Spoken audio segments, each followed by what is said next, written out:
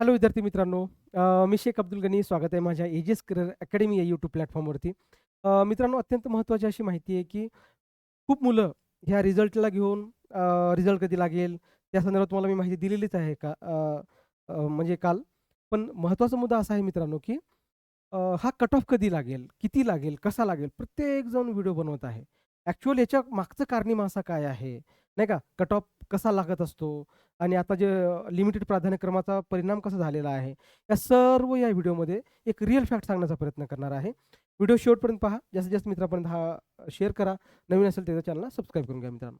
पहा, आपला विषय काय आहे, कट ऑफ किती आहे, त्याच्यानंतर शिक्षक भरती 2025च्या संदर्भामध्ये किती मार्क लागेल, नोकरी, हे सर्व गोष्टी तुम्हाला कळतीलच. पण तुम्ही जेव्हा पूर्ण व्हिडिओ बघणार, तेव्हा तुम्हाला लक्षात येईल की फॅक्ट काय असतात ते. ठीक आहे? आणि हे तुम्हाला मी सांगण्याचा प्रयत्न करेन मित्रांनो. ठीक आहे? चला.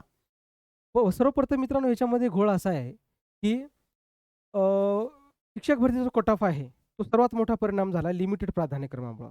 ठीक आहे? लिमिटेड प्राधान्यक्रम जो आहे महत्त्वाचा मुद्दा. ठीक आहे? लिमिटेड. मराठीत लिहितोय, तुम्हाला कळायला पाहिजे. ठीक आहे? लिमिटेड.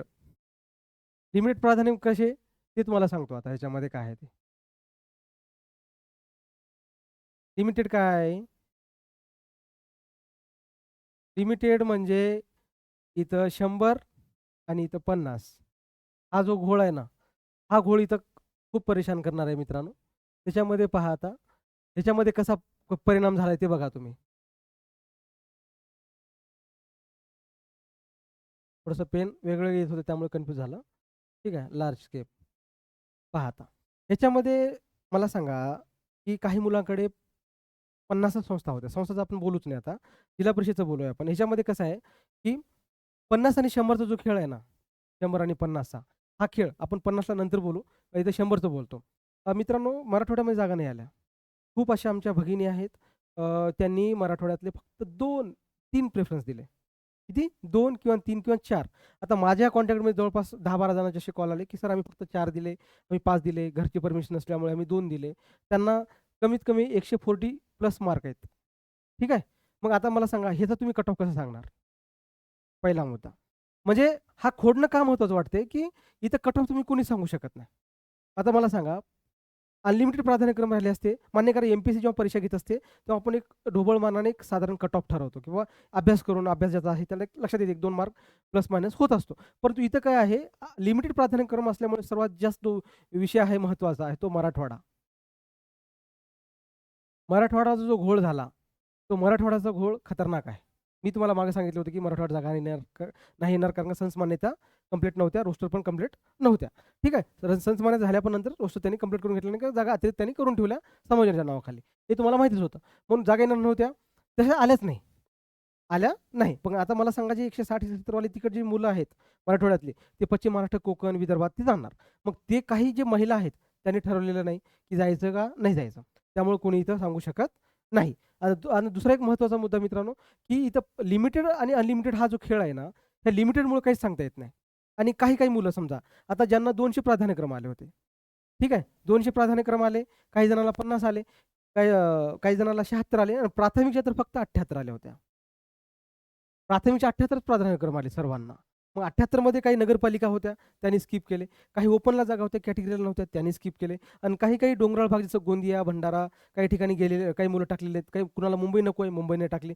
म्हणजे काही महिला जास्त करून महिलांचा इफेक्ट इथं आहे आणि एकूण रिझल्टच्या साधारणतः 60 ते 65% महिलांना जास्त मार्क आहेत. ह्याचा परिणाम रिझल्टवर होईल. त्यामुळे तुम्ही कट ऑफ कसे सांगणार? हा माझा प्रश्न. आणि जो कोणी सांगत आहे कट ऑफ, की बाबा एवढ्या मार्काला कट ऑफ होईल, एवढा मार्क सेफ आहे, एवढं होत नाही. ते पूर्ण निव्वळ फेकाफेकी चालू आहे. मला एक सांगायचं होतं. आणि दुसरा मुद्दा, आता तुम्ही म्हणता, "सर, तुम्ही तर थंबनेल वेगळं बनवले, असं कसं सांगताय?" आता ह्याच्यामध्ये तुम्हाला मी सांगतो कट ऑफ कसा, म्हणजे नेमकं तुम्ही एक अंदाजा कसा बांधू शकता? तुम्हाला सांगतो. प्राधान्यक्रम जर तुम्ही सर्व दिले, मान्य करा तुम्हाला 100 प्राधान्यक्रम दिले, तर तुम्ही ज्याला 140 प्लस मार्क आहेत, 140 प्लस जे मार्क आहेत, त्यांचं सेफ असणारच आहे ऑब्व्हियसली. कारण का 100 जरी दिले, तर ते कट ऑफ तिथपर्यंत जाणार आहे. प्रत्येक काही ओपनच्या जागा, हे सर्व गोष्टीचा विचार केला तर 1 टू 5 चा. ठीक आहे. आता ह्याच्यामध्ये जनरल, सर्वसाधारण, ई-डब्ल्यू-एस, कॅटेगरी, ओ-बी-सी, एस-सी-बी-सी, ई-डब्ल्यू-एस हे सर्व वेगळे आहेत. प्रत्येकाचा कट ऑफ आपापल्या जागेनुसार लागत असतो. आणि ह्यावेळेस आता विषय काय झाला, फक्त ओपनला जागा जास्त आहेत. बाकी सर्व कॅटेगरीला जागा त्याच्या टक्केवारीनुसार कमी आलेल्या आहेत. आणि ज्यांनी आता गव्हर्नमेंटनं टक्केवारी दिलेली आहे, पण त्याच्यामध्ये संस्था पण ॲड केल्यामुळं खूप गोंधळ झाला. संस्थेचा रोस्टर वेगळा असतो, झेडपीचा आणि मनपा नपाचा रोस्टर वेगळा असतो. त्यामुळं दोघं जर एकत्र वेगवेगळे केले, तर जे विदाऊटला आहेत तिथे जागा इथं ओपनला जास्त आहेत, ठीक आहे. परंतु बाकी कॅटेगरीमध्ये जे आहेत कॅटेगरीनुसार त्याच्यानुसार कमी आहे त्यांच्या याच्यानुसार. जर ओपनचं पकडलं म्हणजे संस्थेचं पकडलं, तर त्यानुसार त्यामध्ये कट ऑफ म्हणजे ते बिंदू प्रॉपर त्यांनी ते दिले, कारण का त्याच्यामध्ये खूप पेपरबाजी विरोधी पक्षनेत्यांनी तो मुद्दा उचललेला होता. तो विषय वेगळा. परंतु मुद्दा इथं ओपनला असल्यामुळं सर्वसाधारण मुलं संख्या जास्त राहणार आहे, जे आणि इथं 55 नसल्यामुळे प्रत्येक कॅटेगरीच्या मुलांना ह्याच्यामध्ये फाईट करायला भेटणार आहे. हा एक फायदा. मग त्यामुळं आता हे व्हिडिओ बनवण्याचा उद्देश आता महत्त्वाचा सांगतो काय आहे ते. महत्त्वाचा मुद्दा. तो मुद्दा आहे एक अफवा. अफवा जी आहेत ना, कलरफुलमध्ये पेन होतंय. ठीक आहे. अफवामध्ये काय आहे फरक? अफवा कशा होत आहेत? प्रत्येकजण मुलगा काय होतोय, जे 120 ते 140 हा जो समाज आहे ना, हा खूप पॅनिक होतोय. कसा पॅनिक होतोय? प्रत्येकजण आपापल्या पद्धतीने व्हिडिओ बनवतंय आणि पॅनिक करते. काय करते? पॅनिक होते. काय? पॅनिक कसा होतोय, की सर माझं होईल का? बघा कमेंट पण तशीच आली आहे. बघा, काय आहे? माझं होईल का? नाही का? आणि ह्याच्यामध्ये काय होईल, किती मार्काला लागेल कोणी सांगू शकत नाही. कारण का 100चा जो खेळ आहे ना, तो इथं भयानक आहे. 100चा जो खेळ आहे, तो भयानक आहे. आता ह्याच्यामध्ये काय आहे माहिती आहे का, किती मार्काला सिलेक्शन होईल, ते तुम्ही खूप विचारत होते. तुम्हाला सांगतो ज्यांना 140 मार्क प्लस आहेत, 140 मार्क, त्यांनी जर पूर्ण प्राधान्यक्रम दिलेले असतील, काय? पूर्ण प्राधान्यक्रम दिलेले असतील. पूर्ण, पूर्ण प्राधान्यक्रम.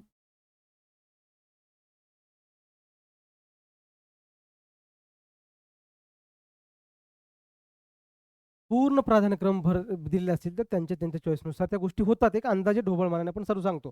परंतु कट ऑफ शेवट किती मार्काला येईल, हे कुणी नाही सांगू शकत. कारण का लिमिटेड, अनलिमिटेड हा खूप झालेला गोंधळ आहे मित्रांनो. आता हे झालं ह्याच्यामध्ये, ठीक आहे. आता ह्याच्यामध्ये हे करत असताना महत्त्वाचा फॅक्ट काय माहिती आहे का? महत्त्वाचा फॅक्ट असा आहे, की तुम्ही ह्याच्यावर कट ऑफच नाही सांगू शकत. ते झालं प्राधान्यक्रमाच्या संदर्भामध्ये. आणि दुसरा महत्त्वाचा मुद्दा काय माहिती आहे का? कॅटेगरी. कॅटेगरी. समजा ओपनला तुम्हाला मार्क नाहीत. म्हणजे म्हणजे जास्त मार्क नाहीत. जे एव्हरेज मार्क आहेत ना, त्यांचं सांगतोय तुम्हाला. खूप कॅटेगरीच्या मुलांना कॅटेगरीनुसार कमी-कमी जागा, 38 जागा आहेत काही जणाला, ठीक आहे.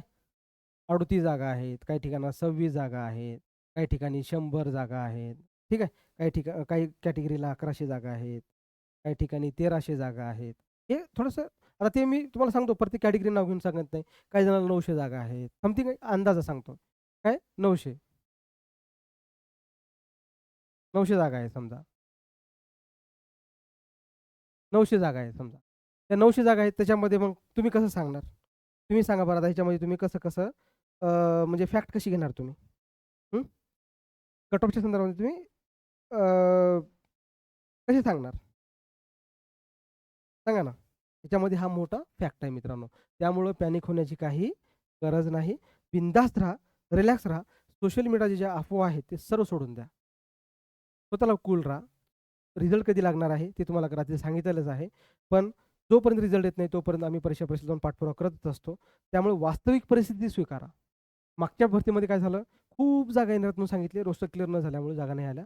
परंतु आता पण कसं आहे, जागा खूप दिसत आहेत, पण जर रँडमली असं आपण इव्हॅल्युएशन केलं, तर त्याच्यावर परिणाम सर्वात जास्त लिमिटेड अनलिमिटेडचा पडणार आहे. लिमिटेड प्राधान्यक्रमाचा सर्वात मोठा इम्पॅक्ट होणार आहे. काही-काही ठिकाणी 2, 4 काही-काही ठिकाणी नगरपालिकेने काही खूप मुलांनी नगरपालिकेला प्राधान्य दिलं नाही, कारण का द्यायची होती आपल्याला 100च.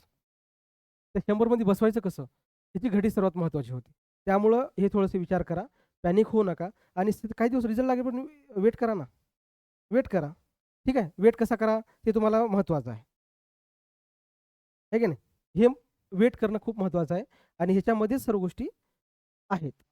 ठीक आहे? नाही का? आणि हा गणित कुणी सोडू शकत नाही. हा गणित कोणीच सोडू शकत नाही. जो कोणी तुम्हाला सोडत आहे, तो तुम्हाला मूर्ख बनवत आहे, एवढं सांगायचं होतं. आणि सर्वात दुसरा महत्त्वाचं काय माहिती आहे का? खरी माहिती ही तुम्हाला कोणी सांगणार नाही. प्रत्येकजण रीचसाठी YouTubeवर खूप व्हिडिओ चालण्यासाठी ही माहिती सांगतील. पण ही एकमेव मी तुम्हाला सांगणार मागच्या वेळेस पण सांगितलं होतं. जेव्हा रिझल्ट लागून 3 दिवस नाही झाले, तर कट ऑफ सांगत होते. ठीक आहे. किती मार्क पडतील, किती मार्कात सिलेक्शन होईल, नाही का?